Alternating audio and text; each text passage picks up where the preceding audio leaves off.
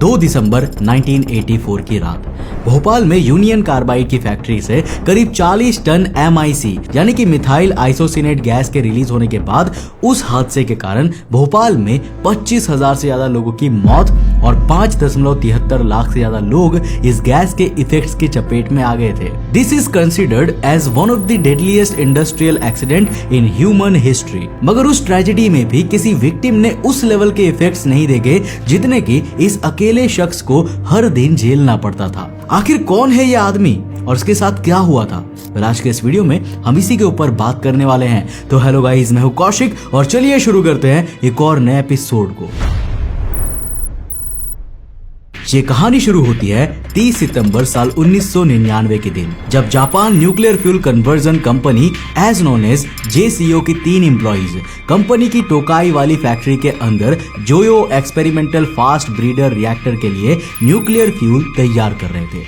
Nuclear fuel basically एक ऐसा nuclear material होता है ना, जो किसी न्यूक्लियर रिएक्टर के अंदर न्यूक्लियर फिजन्स के थ्रू टर्बाइंस को पावर करने के लिए हीट जनरेट करता है। अब ये न्यूक्लियर फिजनिंग प्रोसेस ही वो प्रक्रिया होती है जिसके जरिए एक न्यूक्लियर रिएक्टर एनर्जी को जनरेट करता है और ये न्यूक्लियर फ्यूल बनाता है। और ये न्यूक्लियर फ्यूल बनता है 3 मेजर आइसोटोप से, यूरेनियम 233, यूरेनियम 235 और प्लूटोनियम 239। JCO तोकाई फैक्ट्री में उस दिन 3 वर्कर्स हिसाशी आउची, मासातो सिनोहारा और उन दोनों के सुपरवाइजर युताका योकोकावा जब ऐसे ही एक वेसल में ये न्यूक्लियर फ्यूल तैयार कर रहे थे तो उनसे एक छोटी सी गलती हो गई। गलती क्या हुई कि उन्होंने 18.8% एनरिच्ड यूरेनल नाइट्रेट सॉल्यूशन को एक ऐसे वेसल में डाल दिया जो क्रिटिकल लेवल से भी ज्यादा रेडियोएक्टिव केमिकल्स अपने अंदर स्टोर किया हुआ था। और ऐसा करते ही उन्हें टैंक में से एक तेज ब्लू रोशनी दिखाई पड़ी।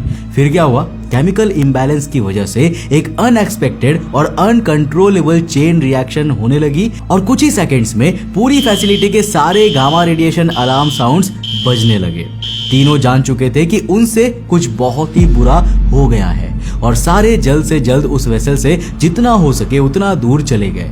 मगर unfortunately it was still too late. Accident होते ही हिसाशी और मासातो को पूरे शरीर में असहनीय दर्द होने लगा, उनका जी मचलने लगा और इवन सांस लेने में भी बड़ी तकलीफ होने लगी। डिकंटामिनेशन सेंटर पहुंचते ही हिसाशी ने वॉमिट कर दी और एक्सीडेंट साइट के क्लोजेस्ट मौजूद तीनों वर्कर्स बेहोश हो गए। कुछ ही देर में सबको हॉस्पिटलाइज किया गया और उनकी बॉडी को एग्जामिन करने पर पता चला कि they are beyond anything which had ever happened to someone in medical history. Hisashi 17 sievert से ज्यादा रेडिएशन से एक्सपोज हो चुके थे, मासाशो 10 सीवर्ट्स की रेडिएशन से और युताका की बॉडी 3 सीवर्ट्स के लेवल तक इरेडिएटेड हो गई थी। अब यह आंकड़ा कितना खतरनाक है इसे जानने से पहले आपको समझना होगा कि सीवर्ट्स होता क्या है। अब देखो, जिस तरह से वेट नापने के लिए ग्राम यूज किया जाता है ना, हाइट के लिए सेंटीमीटर्स, ठीक उसी तरह किसी बायोलॉजिकल बॉडी ने कितनी रेडिएशन एब्जॉर्ब की है उसे मेजर करने के लिए जिस यूनिट का इस्तेमाल किया जाता है वो है सीवर्ट। अब ये नंबर वर्कर्स के एक्सपोजर से कितना ज्यादा है, चलिए ये समझते हैं। US NRC के डेटा के हिसाब से एक एवरेज अमेरिकन आज की डेट में जब मोबाइल फोन्स और डिजिटल गैजेट्स जैसी रेडिएटिंग इक्विपमेंट्स हमारे आसपास मौजूद रहती है उसके बीच में बैठता है ना, तब जाकर करीब 620 मिलीरेम रेडिएशन एनुअली रिसीव करता है। Now 620 मिलीरेम्स इज इक्वल टू 6.2 मिली साइवर्ट और एक सीवर्ट में करीब 1000 मिली सीवर्ट होते हैं। अब अगर इस इक्वेशन के हिसाब से देखा जाए तो जितनी रेडिएशन आज की डेट में एक ह्यूमन साल भर में रिसीव करता है उससे 2742 गुना ज्यादा रेडिएशन हिसाशी की बॉडी कुछ ही सेकंड्स में रिसीव कर चुकी थी। अब अगर यह आंकड़ा भी आपको कम लग रहा है तो एक सिचुएशनल कंपैरिजन समझिए। हिरोशिमा एटॉमिक बॉम्बिंग जिसने कई किलोमीटर दूर खड़े लाखों लोगों की जान ले ली थी, उसके हिपोसेंटर पर यानी कि जिस जगह वो बॉम्ब गिरा था उस इंपैक्ट पॉइंट पे जो हाईएस्ट एनर्जी और रेडिएशन एस्टिमेट की गई थी, उसी एनर्जी और रेडिएशन को हिसाशी की बॉडी अकेले एब्जॉर्ब कर चुकी थी, making him the most radioactive man on the planet. अब कुछ ही समय बाद घटना की जानकारी मिलते ही हिसाशी की बीवी और उसका छोटा सा बेटा हॉस्पिटल पहुंचा। उस वक्त हिसाशी को देखते हुए ऐसा लग ही नहीं रहा था जैसे कुछ हुआ हो। उसका चेहरा थोड़ा सूजा हुआ था और आंखें लाल पड़ी हुई थी और ऐसे ही रेडनेस उसके चेहरे पर भी दिखाई दे रही थी। मगर उसके सर के अलावा उसके बाकी शरीर में कोई भी कमी नहीं थी। ना बॉडी पे कहीं पर भी छाले थे और ना ही कहीं कोई जलने के निशान थे। मगर हिसाशी ने हाथ और कान के पास दर्द होने की शिकायत जरूर की थी। नाउ डॉक्टर्स वेयर अमेज्ड कि इतनी ज्यादा रेडिएशन से एक्सपोज होने के बावजूद ये आदमी और इसकी बॉडी इतनी बढ़िया कंडीशन में कैसे थी। लेकिन हिसाशी को शायद उसके चाहने वालों की ही नजर लग गई। 24 घंटे के अंदर ही उसे अचानक सांस आने में तकलीफ होने लगी। ऐसा उसे एक्सीडेंट के जस्ट बाद भी महसूस हुआ था, जिससे उसे बीच में आराम भी मिल गया था, पर अब उसकी हालत बिगड़ती ही जा रही थी। वो अपनी नाक से मान लो सांस ही नहीं ले पा रहा था और हिसाशी को छटपटाते हुए देख डॉक्टर्स ने तुरंत उसे ऑक्सीजन चढ़ा दी। मगर ये उसकी इकलौती परेशानी नहीं थी। डॉक्टर्स ने गौर किया कि उसका एब्डोमेन यानी कि पेट कल के मुकाबले ज्यादा फूला हुआ लग रहा था। हालत जब और ज्यादा बिगड़ने लगी तो एक्सीडेंट के करीब 3 दिन बाद हिसाशी को टोक्यो हॉस्पिटल के इमरजेंसी रूम में एडमिट कराया गया और उसकी सारी रिपोर्ट्स कराई गई, क्योंकि डॉक्टर्स सीरियसली फिगर आउट नहीं कर पा रहे थे कि उसकी बॉडी में हो क्या रहा है। डे 6 जब डॉक्टर्स के हाथ में रिपोर्ट आई तो इट वाज अनबिलीवेबल। जब एक स्पेशलिस्ट हिसाशी के बोन मैरो में मौजूद क्रोमोसोम्स की इमेज देख रहे थे तो उन्हें क्रोमोसोम्स या नॉर्मल पैटर्न की बजाय सिर्फ स्कैटर्ड ब्लैक डॉट्स ही दिखाई दे रहे थे, जो कि अनयूजुअल था। And then doctor figured out कि रेडिएशन ऊपर से नहीं बल्कि अंदर से हिसाशी को खत्म कर रही है। इस इमेज का मतलब यह था कि रेडिएशन इंपैक्ट की वजह से हिसाशी के बोन मैरो और क्रोमोसोम्स टुकड़ों में टूटने लगे थे, और चूंकि ये रिपेयर भी नहीं हो रहे थे, इसका मतलब ये थी कि उसकी बॉडी ने नए सेल्स बनाने भी बंद कर दिए थे। डॉक्टर्स ने फैमिली को बताया कि उन्हें जल्द से जल्द स्टेम सेल्स ट्रांसप्लांट करवाने की जरूरत है, और लकीली उसकी बहन ब्लड स्टेम सेल्स डोनेट करने को तैयार हो गई। स्टेम सेल्स को बेसिकली आप आसान भाषा में सेल्स का रॉ मटेरियल मान सकते हैं, जिनसे बाकी की स्पेशलाइज्ड सेल्स जनरेट और क्रिएट होती है, डिपेंडिंग कि वो स्टेम सेल्स किस कंडीशन में रखी गई है। नाउ फॉर एग्जांपल बॉडी में कई तरह की सेल्स होती है, like cardiac cells, blood cells, nerve cells वगैरह वगैरह, लेकिन ये सभी प्राइमरीली एक ही तरह के स्टेम सेल्स ही रहा करती थी, जो अपने एनवायरनमेंट के हिसाब से इस करंट फॉर्म में इवॉल्व या डेवलप हो जाती है। डॉक्टर्स को लगा कि शायद बॉडी रिस्पॉन्ड करे, मगर ऐसा नहीं हो रहा था। रेडिएशन ने जिस तरह का परमानेंट डैमेज हिसाशी की बॉडी को पहुंचाया था, उससे उसकी बॉडी रिकवर नहीं कर पा रही थी। नए स्टेम सेल्स हिसाशी के शरीर में बनने शुरू हो ही नहीं रहे थे। अब चाहे कितनी भी कोशिश क्यों ना कर ली जाए, नए स्टेम सेल्स नहीं बन पा रहे थे, और जो सेल्स रेडियो एक्टिव इफेक्ट्स की वजह से डैमेज हो रहे थे ना, वो भी रिपेयर नहीं हो पा रहे थे। 2-3 हफ्ते तक भी जब कुछ नहीं हुआ तो डॉक्टर्स कहीं ना कहीं इस बात को मान चुके थे कि हिसाशी का रिवाइवल अब मुश्किल है। हिसाशी का इम्यून सिस्टम बर्बाद हो चुका था, जहां उसके शरीर में नियरली 0 व्हाइट ब्लड सेल्स बचे थे। अब कहीं वो हॉस्पिटल में मौजूद बाकी पेशेंट्स के पैथोजेन से ही वो अफेक्टेड ना हो जाए, इसके लिए उसे स्पेशल रेडिएशन वार्ड में रखा गया, बट स्टिल उसकी हेल्थ गिरती ही जा रही थी।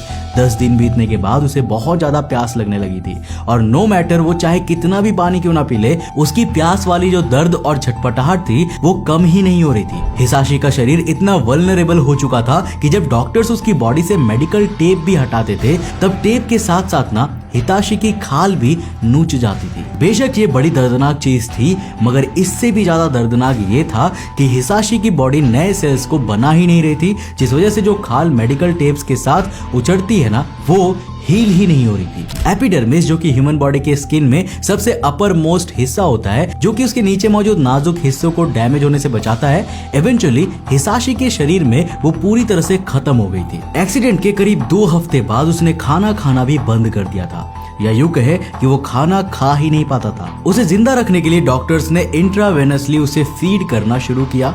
आसान भाषा में कहा जाए, ये एक ऐसी प्रोसेस होती है जिसमें पेशेंट्स की नसों में फ्लूइड के थ्रू न्यूट्रिएंट्स पहुंचाए जाते हैं। शरीर में एपिडर्मिस ना रहने के कारण उसका दर्द बढ़ता गया, और हर इक्विपमेंट लाइक नीडल वगैरह जो उसके शरीर में ज्यादा था ना, वो उसे किसी चाकू से ज्यादा दर्द पहुंचाता था। एक एक करके हिसाशी के कई सारे ऑर्गन्स फेल होने लगे और उसके ऊपर मेडिकल अल्टरनेटिव्स यूज किए जाने लगे। एक्सीडेंट के करीब 2 महीने बाद उसे पहला हार्ट अटैक आया और उसकी सांसें रुक गई, मगर डॉक्टर्स उसे रिवाइव करने में कामयाब रहे। हिसाशी की हालत मौत से बदतर थी, और वो हर दिन नहीं बल्कि हर घंटे मौत झेलता था। उसकी पूरी बॉडी में छाले पड़ गए थे, उसकी खाल खत्म हो चुकी थी, ना बंदा ढंग से सांस ले सकता था क्योंकि लंग्स ऑलमोस्ट अनरिस्पॉन्सिव थे, ना खा सकता था क्योंकि बॉडी नहीं अलाउ करती थी, चलने फिरने की तो बात ही छोड़ दो, वो केवल एक लाश बन के रह गया था। जो बस हमेशा लेटा रहता था, जिसे ना मुंह में खाना मिलता था और ना ही कोई और सुख। उल्टा मेडिकल निडल्स हर दिन उसके शरीर में खंजर की तरह चुभा करती थी, जिसको लेकर वो अपने दर्द भी नहीं बयां कर सकता था। अब हिसाशी की बीवी की इच्छा थी कि वो बस 1 जनवरी तक जिंदा रह ले ताकि नई सदी की शुरुआत देख सके, मगर किस्मत को शायद कुछ और ही मंजूर था। एक्सीडेंट के करीब 83 दिन बाद 21 दिसंबर की रात करीब 11:21 पर हिसाशी को हार्ट अटैक आया और एग्जामिनेशन के बाद यह डिक्लेयर किया गया कि मल्टीपल ऑर्गन फेलियर की वजह से हिसाशी आउची, एक खूबसूरत नौजवान बीवी बच्चों वाला आदमी, अब इस दुनिया में नहीं रहा।